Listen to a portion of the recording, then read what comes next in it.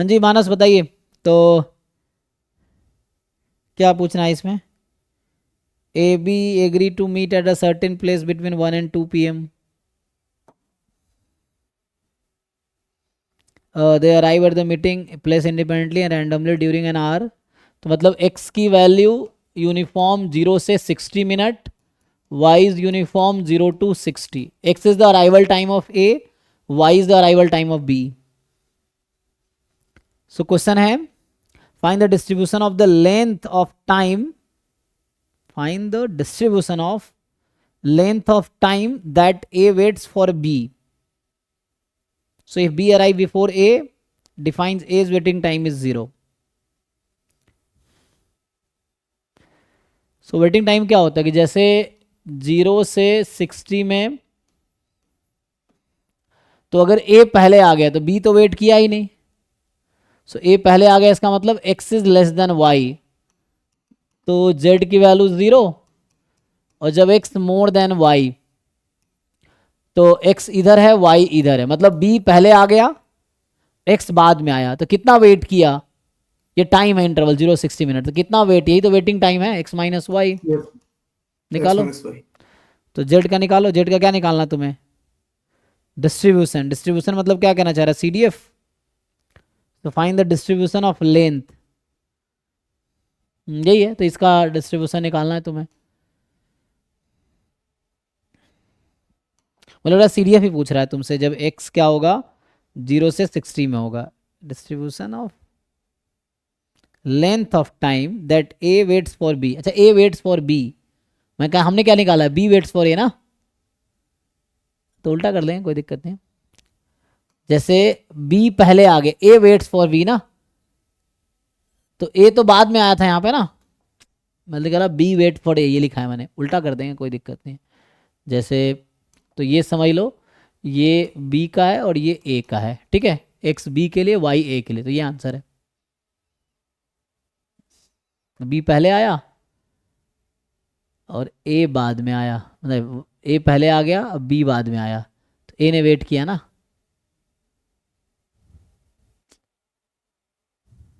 Arrival time of A is Y. A आ गया, B बाद में आया, हाँ ठीक है ना. निकालो इसका CDF, निकाल सकते हो इसका. जैसे एक तो आज समझ आ रहा है कि प्रोबेबिलिटी Z बराबर 0 जो आएगी X लेस देन Y आएगी, और दोनों IID है, तो ये 1/2 आ जाएगा. तो वैसे ही देख के समझ आ रहा है कि 0 रखेंगे तो 1/2 कौन सा आंसर देगी, तुम उसको चेक करो कि 0 रखने पे which will give you answer half. CDF at 0 है क्या ये? तो नहीं, वो तो जीरो निगेटिव तो हो नहीं सकता ना. Z का सपोर्ट 0 से आगे, डिफरेंस मैक्सिमम कितना हो सकता है डिफरेंस? Sir 59 minutes. कैसे, तुम्हें कैसे पता?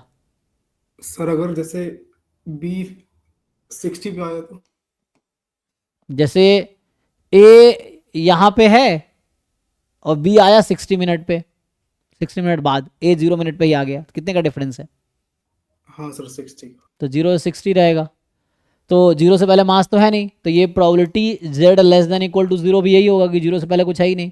तो खुद यही इतना ही बता देगा तुम्हें आंसर क्या है. चारों ऑप्शन में देखो Z को 0 रखने पे आंसर हाफ कौन सा देगा, ये है. बाकी तुम CDF निकाल सकते हो, you can find CDF of Z. निकालना आता है तो मैंने क्लास में अप्रोच बताए थे ना कि Z है ना, इसमें E1 E2 है, मान लो E1 E2, तो टोटल प्रोबेबिलिटी लगाओ. टोटल प्रोबेबिलिटी लगाओगे, probability of E1 intersection A plus probability E2 intersection A, या E1 into A given A plus E2 into A given E2,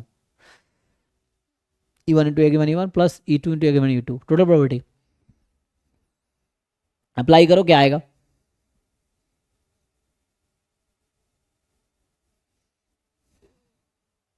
कर पाओगे आगे?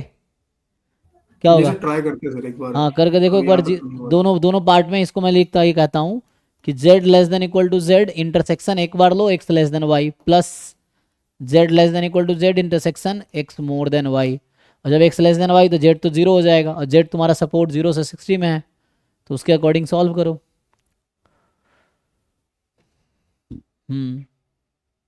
तो मेनली जो CDF इसको लिखना चाहिए ऐसा होता है Z का CDF, कि लेस देन 0 के लिए 0 है और मोर देन इक्वल टू 60 के लिए 1 आ जाएगा। तो मेनली तुम्हें चाहिए 0 से 60 के, और यही ऑप्शन है जो तुम्हें निकालने हैं, यही वाला ऑप्शन है कि जेड जब 0 से 60 है, जो वही मैं तुम्हें तरीका बता रहा था कि ये तुम्हें निकालने हैं 2 पार्ट। मैंने क्लास में से कराया, ये मिक्स रैंडम वेरिएबल है। तो इसको ब्रेक करो। अब ये 0 लेस देन जेड, तो हम क्या अज्यूम कर रहे हैं, जेड बिटवीन 0 एंड 60। तो हाँ सर, 0 एग्जाम्पल में कराया था, ऐसा है। इस तरह से इसको सॉल्व करके देखो, इससे एक्सप्रेशन आ जाएगा सीधा सीधा। ये है। ठीक है जी, हो गया सबका डाउट खत्म। मेरा बता दो सेकंड पार्ट, सेकंड अच्छा, क्वेश्चन। So second